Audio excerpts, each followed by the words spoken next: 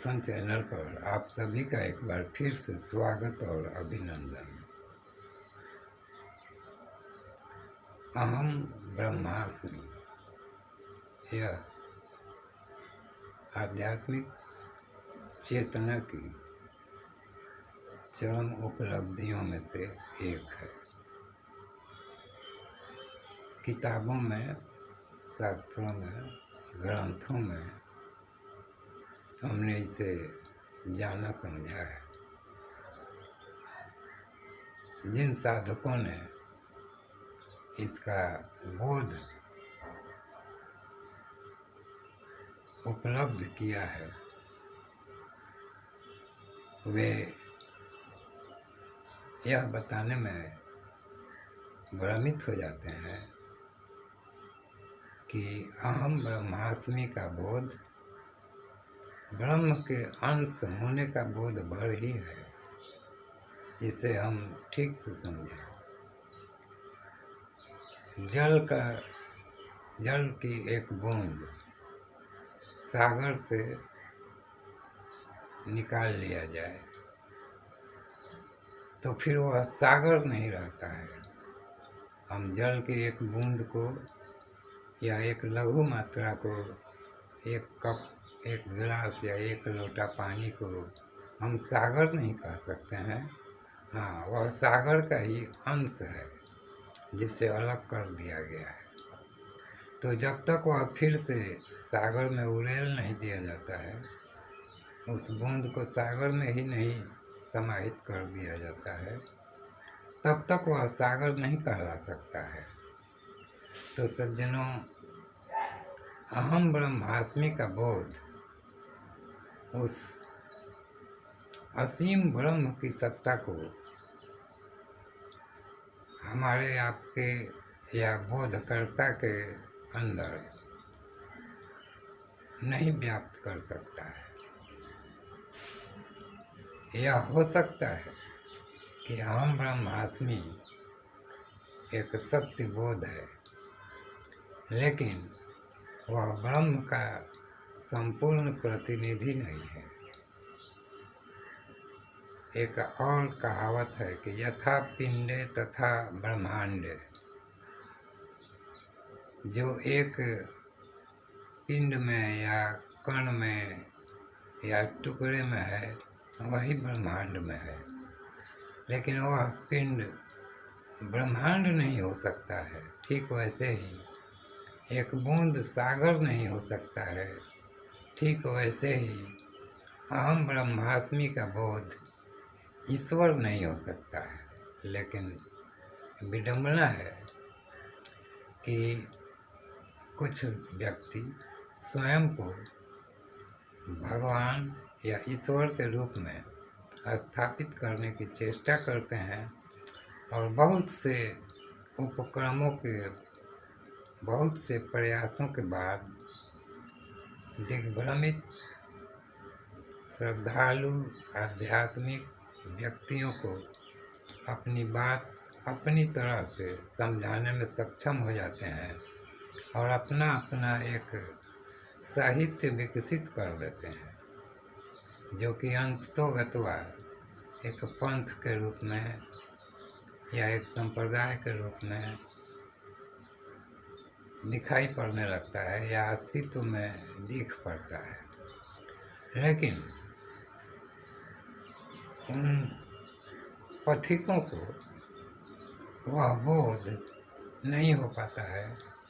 सिर्फ इतनी जानकारी भर रहती है कि किसी ने इस बात को कहा है और यही सत्य है और इसे ही मुझे समझना और मानना चाहिए। बस उनकी आध्यात्मिक सीमा वहीं कुंठित हो जाती है। इसके बाद वे अपने आप को निश्चिंत समझकर फिर से अनजाने में ही 84 लाख योनियों की यात्रा के लिए तैयार हो जाते हैं और उस यात्रा में रहते हुए भी यह भूले रहते हैं कि वे इस यात्रा से मुक्त नहीं हुए हैं। जैसे किसी ट्रेन में सवार यात्री सो गया हो और समझ रहा हो कि मैं अपनी मंजिल पर पहुंच गया हूं, लेकिन वह मंजिल पर नहीं पहुंचा होता है, बल्कि अपने यात्रा के क्रम में ही रहता है। अचानक जब कहीं नींद खुलती है तब उसे फिर से पता चलता है कि नहीं, वह तो मंजिल पर नहीं पहुंचा है, अपनी यात्रा के क्रम में ही है।